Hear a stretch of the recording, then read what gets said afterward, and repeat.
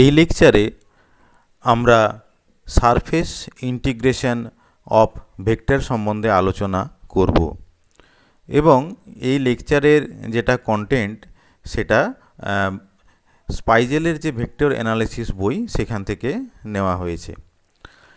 তো আমরা এই যে একটা ফিগার এখানে দেখতে পাচ্ছি, ফিগার 5.1, তো সেখানে দেখা যাচ্ছে যে এস হচ্ছে একটা সারফেস। এই যে হোয়াইট কালারে যেটা শেডিং করা রয়েছে এই হচ্ছে একটা সারফেস এস, এবং এটা হচ্ছে সারফেসের একটা পার্টিকুলার সাইড। এস হচ্ছে টু সাইডেড সারফেস, এটা হচ্ছে একটা দিক যেটা ওপরের দিক যেটা, এবং এই এস সারফেসের মধ্যে একটা এলিমেন্টারি সারফেস ডিএস কনসিডার করে নেওয়া হয়েছে, এবং দেখা যাচ্ছে এই যে এলিমেন্টারি সারফেস ডিএস যেটা আছে তার ঠিক পারপেন্ডিকুলার দিক বরাবর একটা ইউনিট ভেক্টর ড্র করা হয়েছে যেটা হচ্ছে এন, অর্থাৎ এন হচ্ছে কি একটা ইউনিট ভেক্টর। তো এই যে ইউনিট ভেক্টর যেটা আছে সেটা পজিটিভও হতে পারে আবার নেগেটিভও হতে পারে, ডিপেন্ডিং আপন দ্য ডাইরেকশান। তো এইখানে আমরা যেটা এন ক্যাপের যে ডিরেকশন যেটা দেখাচ্ছি সেটা হচ্ছে পজিটিভ ডাইরেকশানে দেখানো রয়েছে। তো এইবারে আমরা সারফেস ইন্টিগ্রেশন বলতে ঠিক কী বুঝি সেইটা একটু আলোচনা করে নেওয়া যাক। যেমন ধরা যাক এ বলে যদি কোনো একটা ভেক্টর যদি থাকে তাহলে আমরা surface integration of a dot DS এটা করতে যাচ্ছি। তো এ ডট ডিএস এইটাকে এইভাবেও লেখা যেতে পারে যে a dot N into DS. এখানে ভালো করে লক্ষ্য করলে দেখা যাবে যে এখানে ডিএস যেটা ছিল এটা ছিল একটা এলিমেন্টারি এরিয়া। এই যে ছবিতে যে ছোট্ট এরিয়া যেটা দেখানো হয়েছে সেটা হচ্ছে ডিএস। তো এখানে ডিএসকে ভেক্টর হিসেবে দেখানো হয়েছে, কিন্তু এই জায়গাতে ডট এন ইন্টু ডিএস, অর্থাৎ এন যেহেতু একটা ইউনিট ভেক্টর তাই এখানে এন ইন্টু ডিএস হিসেবে দেখানো হয়েছে, কিন্তু এখানে ডিএস যেটা আছে সেটা কিন্তু একটা স্কেলার। তো আমরা কিছু পার্টিকুলার উদাহরণ দেখে নেব, তাহলে এই সারফেস ইন্টিগ্রেশন এই ব্যাপারটা সম্বন্ধে আমাদের নলেজটা একটু ক্লিয়ার হবে। তো আমরা কিছু উদাহরণ আমরা একটু দেখে নিই।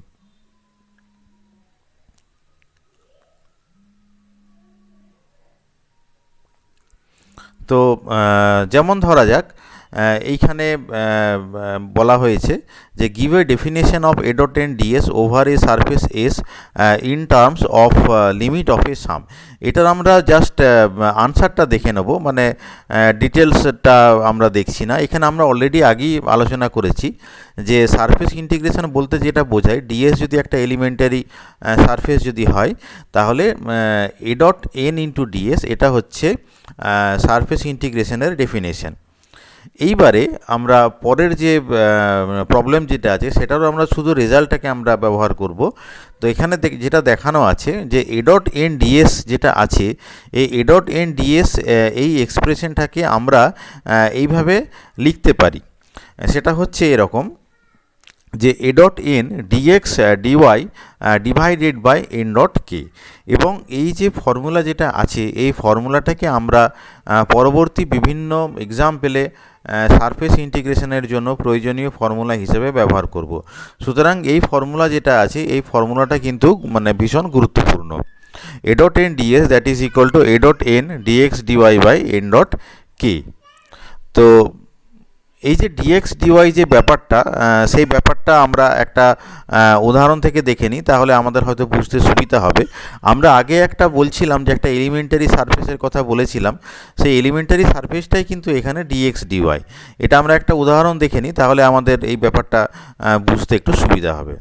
যেমন ধরা যাক এখানে এ ডট এন ডিএস এই সারফেস ইন্টিগ্রেশনটা আমাদেরকে ক্যালকুলেশন করতে হবে। তো এখানে এ ভেক্টরটা বলে দেওয়া আছে, এটা হচ্ছে এ ভেক্টর।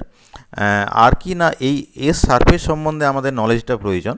তো এখানে বলা হয়েছে যে s is the part of the plane 2x plus 3y plus 6z is equal to 12 which is located in the first octant. তাহলে এ ভেক্টরটাকে দেওয়া থাকতে হবে এবং যে সারফেস যেটা আছে এই সারফেসটা কেমন হবে সেটা সম্বন্ধে আমাদের নলেজটা কিন্তু প্রয়োজন আছে। তো এই পার্টিকুলার প্রবলেমে 2x plus 3y plus 6z is equal to 12, এটা হচ্ছে এই যে হোয়াইট কালারের যে শেডেড পোর্শনটা, এটা বেসিক্যালি কিন্তু একটা স্ল্যান্টিং প্লেন। এটাকে আমরা যদি একটা ঘর বা বাক্স হিসেবে কল্পনা করি, এই যে ব্ল্যাক কালারের যে শেডেড পোর্শনটা, তাহলে সেই ঘর বা বাক্সর মানে একটা পার্টিকুলার কোণে, এটা হচ্ছে একটা কোণ। এটাকে আমি যদি ঘর ভেবে থাকি বা একটা বাক্স ভেবে থাকি, তাহলে এটা হচ্ছে একটা কোণ। তো সেই কোণের মধ্যে একটা এরকম হোয়াইট কালারের একটা প্লেন, যেটা অনেকটা ত্রিভুজের মতো দেখতে, সেই প্লেনটা একটা জায়গায় রাখা রয়েছে স্ল্যান্টিং অবস্থায়, অর্থাৎ সাঁটানো অবস্থায় এটা রাখা রয়েছে। তো এই যে এটা হচ্ছে কিন্তু আমার এই surface 2x plus 2x plus 3y plus 6z is equal to 12, এটা হচ্ছে সেই সারফেসটা। তো এইবারে এই যে সারফেস যেটা আছে, এখানে একটা জিনিস বলা রয়েছে যে which is located in the first octant. এইটা হচ্ছে ফার্স্ট অক্ট্যান্ট। ফার্স্ট অক্ট্যান্ট কেন বলা হলো, তার কারণটা হচ্ছে এক্স ওয়াই জেড সবগুলোরই আমরা পজিটিভ অ্যাক্সিস নিয়ে আমরা ভাবছি, কিন্তু আমাদেরকে মনে রাখতে হবে যে এদের কিন্তু নেগেটিভ দিকটাও আছে। এই যেমন এটা হচ্ছে পজিটিভ ওয়াই, এই সাইডটাতে নেগেটিভ ওয়াই আছে, এটা হচ্ছে পজিটিভ এক্স, উল্টো দিকটাতে নেগেটিভ এক্স আছে। তো এই কারণে এই যে জায়গাটা, এটাকে আমরা ফার্স্ট অক্ট্যান্ট বলছি। তো এইবারে আমরা প্রথমে ডেফিনেশনটা লিখে নিলাম যে এ ডট এন ডিএস মানে হচ্ছে এইটা, যে a dot n dx dy by n ডটকে। তো এনটা আমরা কিভাবে পাবো? এই এন হচ্ছে কি, যে সারফেসটার কথা বলা হয়েছে সেই সারফেসটার ওপরে একটা ইউনিট নর্মাল। তো আমরা যখন গ্রেডিয়েন্ট চ্যাপ্টারটা পড়েছিলাম, তখন কোনো একটা পার্টিকুলার সারফেসের উপরে পারপেন্ডিকুলার দিকে ইউনিট নর্মাল কিভাবে বার করতে হয় সেটা আমরা শিখেছি। সেটা হচ্ছে গ্র্যাড অপারেশন করতে হয়। যে সারফেসটা দেওয়া থাকবে তার গ্র্যাড করতে হবে। যেমন কি 2x plus 3y plus 6z, এটা হচ্ছে সারফেস, তাহলে তার গ্র্যাড করা হলো। তার গ্র্যাড করার পরে সেটার কে তার মান দিয়ে ভাগ করালো, অর্থাৎ grad phi divided by mod of grad phi. এইটা হচ্ছে ওপরেরটা হচ্ছে grad phi divided by mod of grad phi. এই যে 2y plus 3j plus 6k, এটা হচ্ছে গ্র্যাড ফাইয়ের মান, তাহলে তার ম্যাগনিটিউডটা হবে √2 square plus 3 square plus 6 square. Grad phi divided by mod of grad phi করলে এন ভেক্টরটা পাওয়া যাবে। তাহলে কি হলো, যে আমি এ পেয়ে গেলাম, এন পেয়ে গেলাম, তাহলে এ ডট এনটা পেয়ে যাব। আবার এন ডট কেটাও পাবো, কারণ এন যদি এইটা যদি হয়, তাহলে এনের সঙ্গে কে এর ডট প্রোডাক্ট করলে এন ডট কে পাওয়া যাবে। তাহলে এ ডট এন পেয়ে গেলাম, এন ডট কে পেয়ে গেলাম। তাহলে আমাদের আলটিমেটলি যেটা ভেক্টর ইন্টিগ্রেশনটা হবে সেটা হচ্ছে এরকম, যে এ ডট এনটা আমরা পেয়ে গেছি, এইটা হচ্ছে এ ডট এনের মান। কিন্তু একটা জিনিস আমাদের মনে রাখতে হবে, যেহেতু ডিএক্স ডিওয়াই রয়েছে এই জায়গাতে, তাহলে জেডের কোনো টার্ম রাখা যাবে না। সেটা আমরা কীভাবে করতে পারি, যেমন কি এ ডট এন করে আমরা প্রথমে এইটা পেয়েছিলাম 36z। তো এই জেডটাকে আমরা কি করলাম, যে এক্স আর ওয়াইয়ের আকারে ট্রান্সফর্ম করে নিলাম। কী করে পাবো, তার কারণটা হচ্ছে 2x plus 3y plus 6z equal to 12।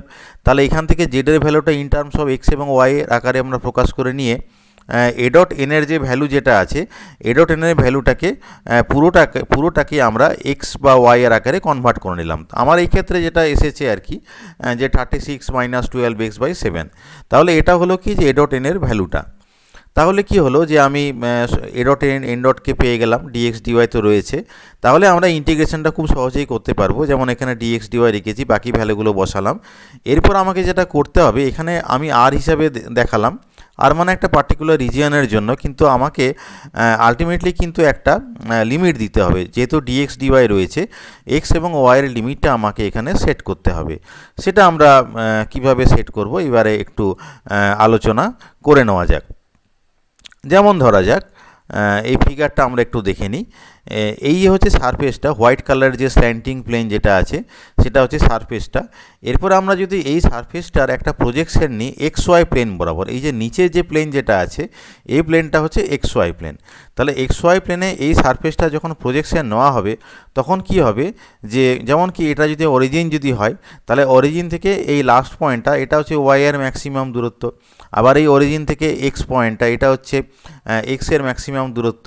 তো এই দূরত্বটা এবং এই দূরত্বটা আমরা কিন্তু খুব সহজেই পেতে পারি। তার আগে বলে রাখি, যেহেতু এটা এক্স ওয়াই প্লেন, এখানে জেডের ভ্যালুটা 0 হবে। এখানে দেওয়া রয়েছে যে জেডের ভ্যালুটা 0। আর কিন্তু আমরা পাচ্ছি যে 2x plus 3y equal to 12 কেন বসালাম, কারণ এখানে জেডের মানটাকে 0 করে নিয়েছিলাম। প্লেনের ইকুয়েশনটা ছিল এরকম, 2x plus 3y plus 6z is equal to 12, but এখানে জেড ইজ ইকুয়াল টু 0 করা হয়েছে। তাহলে কি হলো যে 2x plus 3y equal to 12 লিখলাম। এইবারে এই যে পার্টিকুলার এই পয়েন্ট যেটা আছে, এই পয়েন্টটা এখানে আমরা যদি x এর মানটা যদি 0 বসাই, এই যে 2x plus 3y equal to 12, তাহলে এই পয়েন্টটাতে x এর মানটা 0, কারণ এটা হচ্ছে y অ্যাক্সিস, তাহলে এই পার্টিকুলার এই পয়েন্টটাতে x 0 হবে, তাহলে 3y ইকুয়াল টু 12 হবে বা y সমান হবে 4 হবে। একইভাবে আমরা যদি এখানে যদি দেখি যে এটা হচ্ছে x অ্যাক্সিস, তাহলে y সমান 0 হবে, মানে 2x ইকুয়াল টু 12 হবে, তাহলে x ইজ ইকুয়াল টু 6 হবে, তাহলে এখানে x ইজ ইকুয়াল টু 6 হবে, এখানে y ইজ ইকুয়াল টু 4 হবে। এই ভ্যালুগুলো আমরা কিন্তু জানতে পারছি। এইবারে আমরা কি করতে যাচ্ছি, এটা করে নেওয়ার পরে আমরা লিমিটটা খুব সহজেই বসাতে পারবো। যেমন কি আমি একটু আগেই বললাম যে এখানে x এর যে মান যেটা হবে, যে x এর মান যেটা হবে সেটা হচ্ছে 0 to 6, অরিজিন যদি ধরি তাহলে x ইজ ইকুয়াল টু 0 হবে, আর ম্যাক্সিমাম ভ্যালুটা হচ্ছে 6। এখন দুটো ভ্যারিয়েবল আছে, দুটো ভ্যারিয়েবলের মধ্যে আমরা যেটা করতে পারি আর কি, এখানে ফিগারটা একবার দেখে নেওয়া যাক, আরেকবার আমি আলোচনা করে নিচ্ছি। যে ধরা যাক আমি যদি এইখান থেকে এই পার্টিকুলার জায়গা থেকে এই জায়গাটার দূরত্ব যদি ধরি, তাহলে দেখা যাচ্ছে যে এক্স অ্যাক্সিস থেকে এই পার্টিকুলার এই যে লাইন যেটা আছে, যেটা প্রজেকশান, এইটা বেসিক্যালি একটা প্রজেকশান। এই যে ত্রিভুজ যেটা আছে, এই ত্রিভুজটা হচ্ছে এক্স ওয়াই প্লেনে ওই যে স্ল্যান্টিং প্লেন যেটা ছিল তার হচ্ছে একটা প্রজেকশান। এখন এই প্রজেকশানটাকে আমরা এইভাবে ভাবতে পারি, যেমন এখানে একটা ডটেড ত্রিভুজ টানা হয়েছে। তো বলা হচ্ছে এই যে ডটের ত্রিভুজটাকে আমি যদি এইখান থেকে অর্থাৎ অরিজিন থেকে এই অবধি যদি নিয়ে আসি, তাহলে কি হচ্ছে যে এই ডিস্টেন্সটা ভ্যারি করছে, মানে এক্স অক্ষ থেকে এই যে লাইনটার দূরত্বটা প্রথমে ছিল এতটা, তারপরে হলো এতটা, তারপরে হলো এতটা, তারপরে হলো এতটা, এইভাবে কমে কমে এই জায়গায় 0 হয়ে গেল। তার মানেটা হচ্ছে কি, এই যে এক্স অ্যাক্সিস থেকে ওয়াইয়ের যে দূরত্বটা, এই দূরত্বটা হচ্ছে কি না ভ্যারিয়েবল। এইবার এইটাকে আমি ভ্যারিয়েবল ধরলাম, মানে আমি যদি ওয়াইটাকে যদি ভ্যারিয়েবল যদি ধরি, তাহলে এক্সটাকে ফিক্স করতে হবে। তাহলে এক্সের রেঞ্জটা কত না, এক্সের রেঞ্জটা হচ্ছে 0 থেকে 6, আর ওয়াইটাকে আমি ভ্যারিয়েবল হিসেবে ট্রিট করতে পারি। তাহলে সেক্ষেত্রে আমাকে লিমিটটাকে এইভাবে সেট করতে হবে যে ওয়াইটাকে ভ্যারিয়েবল করলাম, তাহলে ওয়াই সমান 0 থেকে শুরু হবে, কত দূর হবে না 12 মাইনাস 2x/3। কেন এটা লিখলাম, এটা লিখলাম আমার ইকুয়েশনটা থেকে, যে এই হচ্ছে আমার ইকুয়েশন, জেডটা 0 করা আছে, তাহলে ওয়াই সমান হচ্ছে 12, এদিকে 2xটাকে নিয়ে গেলে 12 মাইনাস 2x ডিভাইডেড বাই 3। এটা হচ্ছে ওয়াই এর limit vary in terms of, মানে ভ্যারিয়েবল যদি আমি যদি ধরি, তাহলে ওয়াই ইজ ইকুয়াল টু 0 থেকে এই পর্যন্ত, আর যেখানে এক্স এর মানটা হবে 0 থেকে 6 পর্যন্ত। তাহলে এই লিমিটটা ব্যবহার করে আলটিমেটলি আমি একটা উত্তর এখানে পেলাম। তো এটা হচ্ছে কি যে ভ্যালুটা হচ্ছে 24। তো যদি উল্টো দিকে যদি ইউনিট নর্মালটা হতো তাহলে -24 হতো। তো এইভাবে আমরা এই সারফেসটার ইন্টিগ্রেশন আমরা করতে পারলাম। আমরা আরও একটা উদাহরণ আমরা একটু দেখে নিই। সেটা হচ্ছে যে এখানে এ ভেক্টরটা এরকম দেওয়া রয়েছে, এবং এস যেটা হচ্ছে সেটা হচ্ছে সিলিন্ডারের একটা সারফেস, x² + y² = 16, যেটা ফার্স্ট অক্টেন্টে আছে এবং z = 0 to 5 এর মধ্যে আছে। ছবিটা দেখলে ব্যাপারটা একটু ক্লিয়ার হবে। আমরা ছবিটাতে চলে যাচ্ছি। এই হচ্ছে গিয়ে একটা সিলিন্ডার আছে,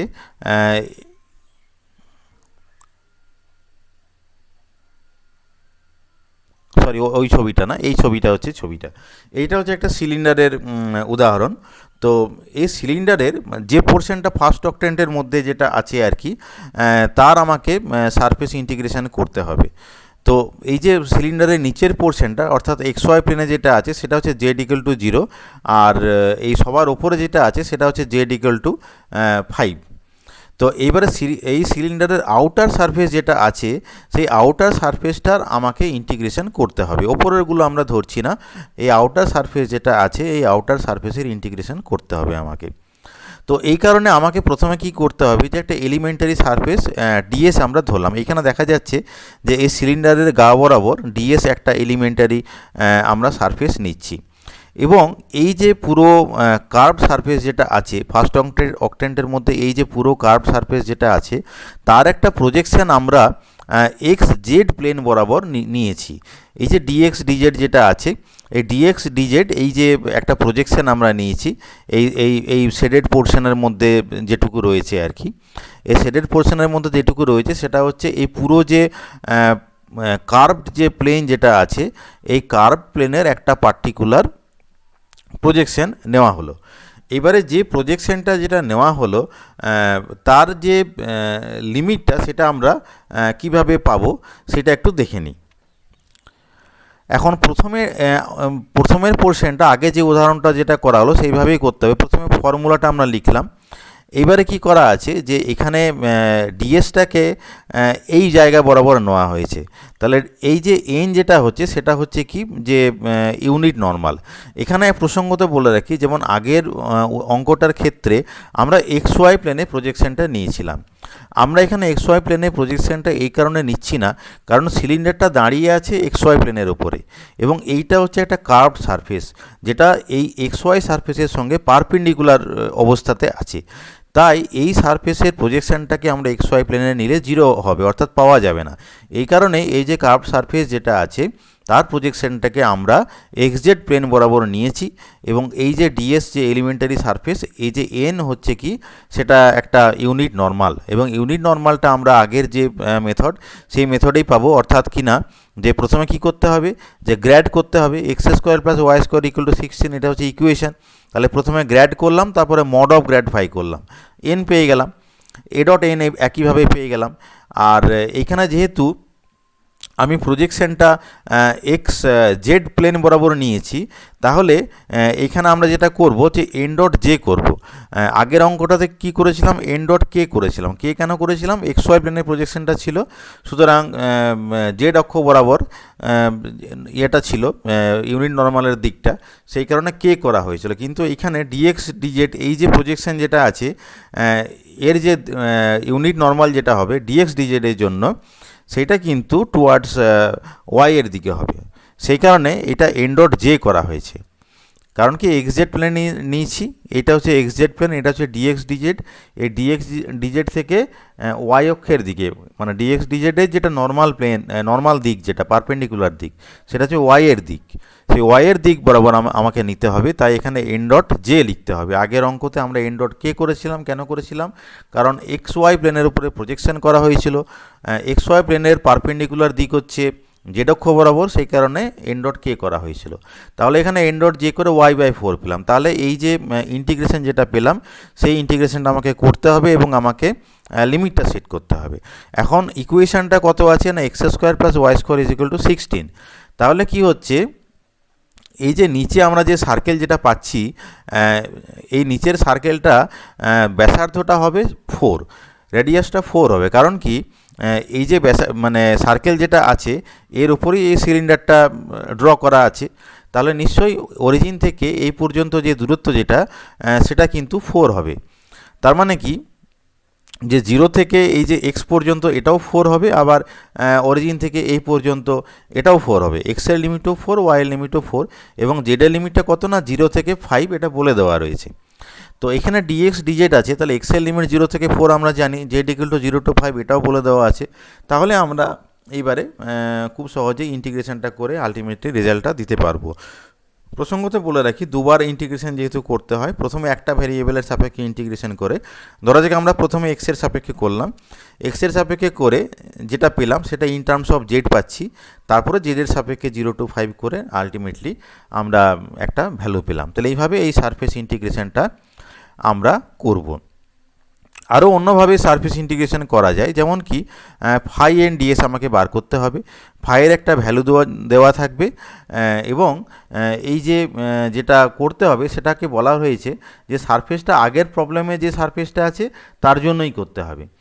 তো প্রথমে আমরা ফর্মুলা লিখলাম যে phi n ds is equal to phi n dx dz by n dot g. এই ডিএসের জায়গায় আমি লিখছি যে dx dz by n dot g, ডিএসের জন্য এই ভ্যালুটা। এখন এন ডট জি আমরা আগে অলরেডি করে ফেলেছি, তাহলে এখানে শুধুমাত্র জাস্ট ফাইয়ের ভ্যালুটা বসানো হয়েছে। আর এইখানে এন মানে হচ্ছে কি না x i plus y j by 4, মানে গ্রেডিয়েন্ট করে যেটা পাচ্ছি। এনটাকে আমরা কি করে পাবো? যে গ্র্যাড অপারেশন করে পাবো। এখানে গ্র্যাড অপারেশন করে পাওয়ার পরে এই যে এন ভেক্টরটা এখানে করা হয়েছে, এটা হচ্ছে যে গ্র্যাড অপারেশন করে যেটা আমরা পেলাম। তো সেই ভ্যালুটা আমরা লিখলাম। এবারে এই ইন্টিগ্রেশনটা কিন্তু এই যে আই প্লাস জে এইভাবেই থাকবে, ইন্টিগ্র্যান্ড যেটা আছে সেটাকে এইভাবেই থাকবে, লিমিটগুলো ঠিক আগের মতন হবে, খালি উত্তরটা মানে অ্যাজ এ ভেক্টর কোয়ান্টিটি হিসেবে বেরোবে। এটাই যা পার্থক্য, আর কোনো কিন্তু পার্থক্য নেই, পদ্ধতি কিন্তু আগের মতনই।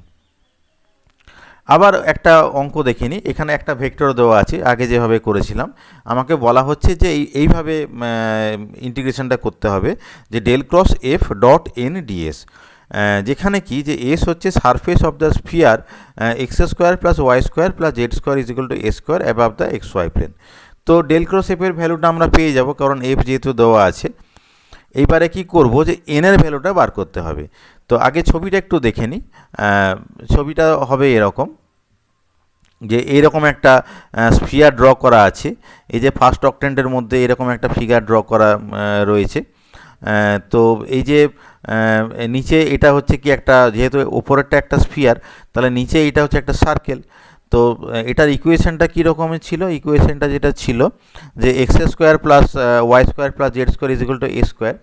কিন্তু এখানে above the x y plane বলা আছে, যে শুধু ফার্স্ট অক্টেন্টের জন্য করলে হবে না, মানে এক্স ওয়াই প্লেনের ওপরে পুরোটাকে আমাকে কনসিডার করতে হবে।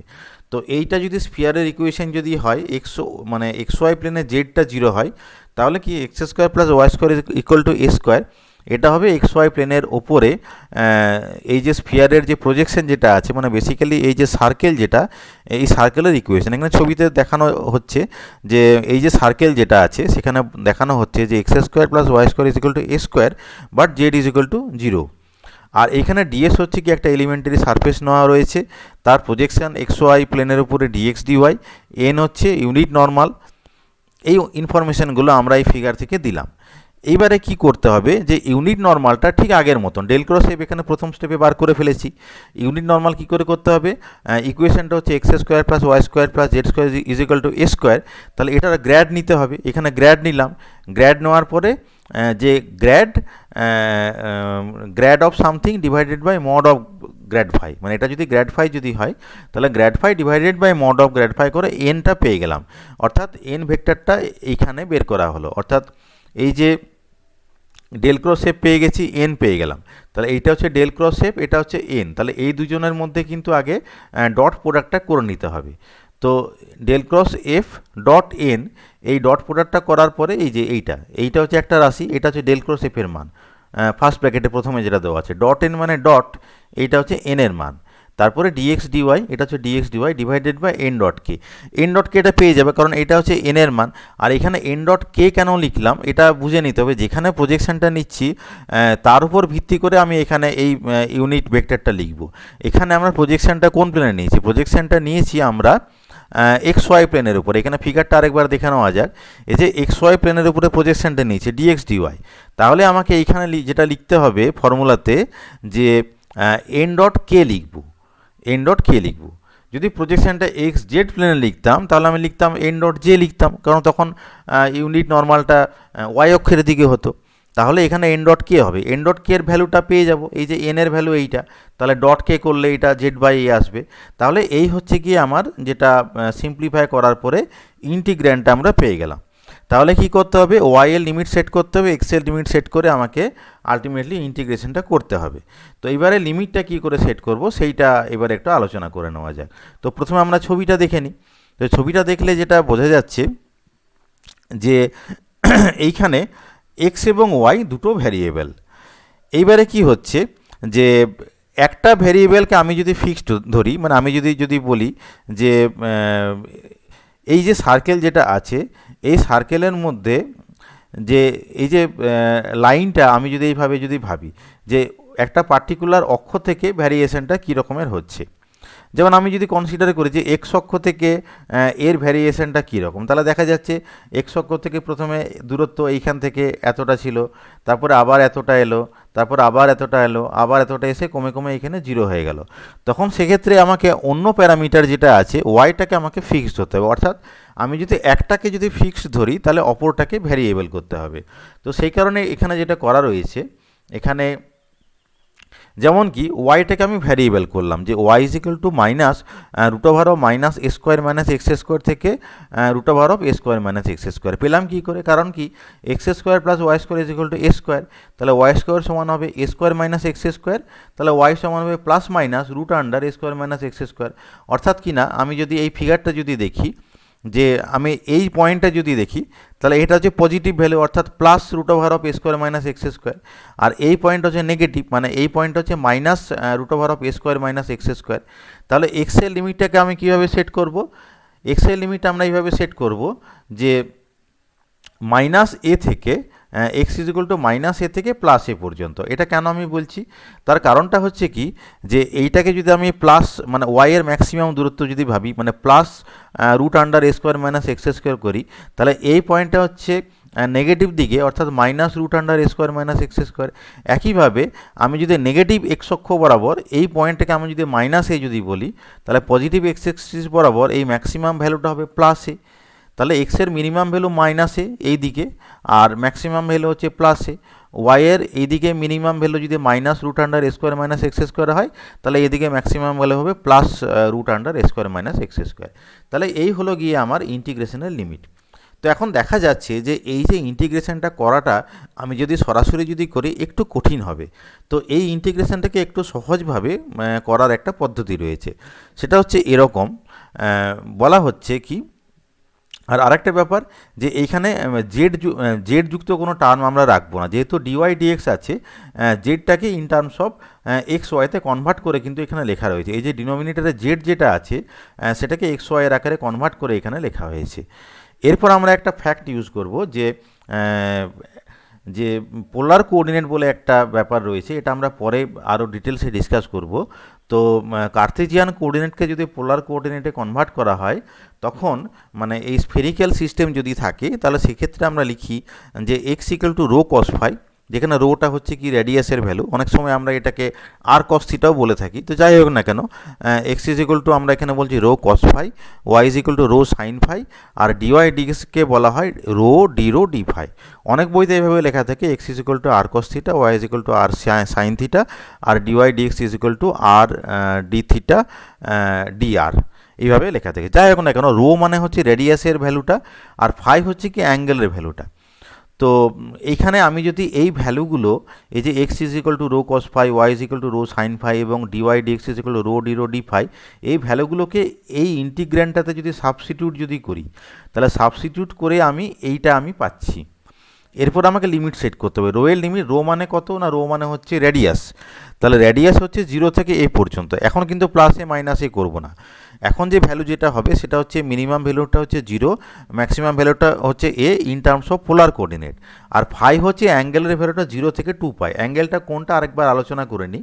এই যে 2 পাই কেন হচ্ছে, অর্থাৎ আমি যদি এইটা যদি ইনিশিয়াল পজিশন হিসেবে যদি ভাবি রেডিয়াস ভেক্টরটার, তাহলে এইটা যদি ইনিশিয়াল পজিশন যদি হয়, তাহলে এইখান থেকে এই পুরো এক পাক ঘুরে আবার এই পজিশনে যখন ফিরে আসবে, তখন 2 পাই অ্যাঙ্গেল সে অতিক্রম করবে। অর্থাৎ এইখান থেকে শুরু করে ক্লকওয়াইজ হোক বা অ্যান্টি ক্লকওয়াইজ হোক, যেদিকে হোক না কেন, আলটিমেটলি 2 পাই অ্যাঙ্গেল কিন্তু অতিক্রম করবে। আর রেডিয়াস যেহেতু একটা ভেক্টর, সেটা মিনিমাম ভ্যালু হচ্ছে 0 আর ম্যাক্সিমাম ভ্যালু হচ্ছে এ। এই হচ্ছে কি কনসেপ্ট। তাহলে এইভাবে লিমিটটাকে সেট করে আলটিমেটলি দেখা গেল যে এটার ভ্যালুটা 0 পাওয়া গেছে। তাহলে এইভাবে আমরা এই যে স্ফেরিক্যাল সারফেস যেটা আছে তার ইন্টিগ্রেশনটা করতে পারবো। আরেকটা উদাহরণ নিয়ে নিই। এফ ভেক্টর দেওয়া আছে, এফ ডট টেন ডিএস করতে হবে কার জন্য না, এই যে কিউবের যে ছবি যেটা আছে সেই কিউবের জন্য করতে হবে। এবং এখানে লিমিট কিন্তু বলে দেওয়া আছে যে এক্স ইজ ইকুয়াল টু 0 থেকে 1, ওয়াই ইজ ইকুয়াল টু 0 থেকে 1, জেড ইজ ইকুয়াল টু 0 থেকে 1। তার মানে বেসিক্যালি এটা হচ্ছে ইউনিট ডাইমেনশনের একটা কিউ, সব বাহুগুলোই হচ্ছে একক। তো এইবারে এইটার যখন আমরা ক্যালকুলেশনটা যখন করব, তখন এই যে কিউবের যে 6টা সারফেস যেটা আছে, এই 6টা সারফেসের জন্য আলাদা আলাদাভাবে করতে হবে। আমরা দুটো সারফেস এক্সাম্পল হিসেবে দিয়ে নিই, তাহলে বাকিগুলো নিজেরাই করে নেওয়া যাবে।